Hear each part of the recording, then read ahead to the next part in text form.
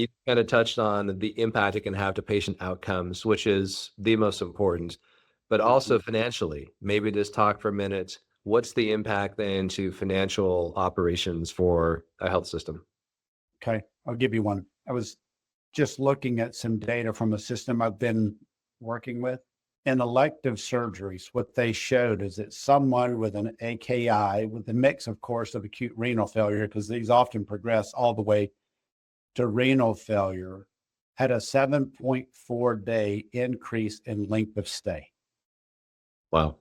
So, and you and I've talked about this before, more and more in cardiac surgeries and these procedures, we're getting bundled pre-negotiated payments that they'll say, hey, here's the dollar amount for, say, a cabbage.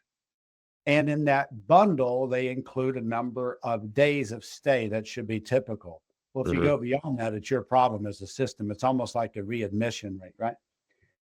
The increase in readmissions at that one system is about 27% above normal for it. And the average cost increase was $19,000 per case on average.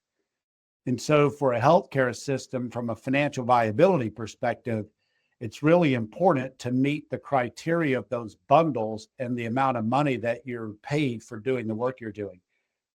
If you miss it, if you get an acute kidney injury, it's a negative impact to that.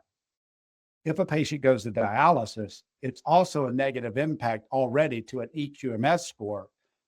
And just recently, October 1st of 2024, CMS has put out a report that they're now going to start requiring the reporting on acute kidney injury. And if we go back to October 1st of 2012, the announcement on CAUTI, we all saw where that went. It basically became a never event. And I think that CMS kind of tips the hat.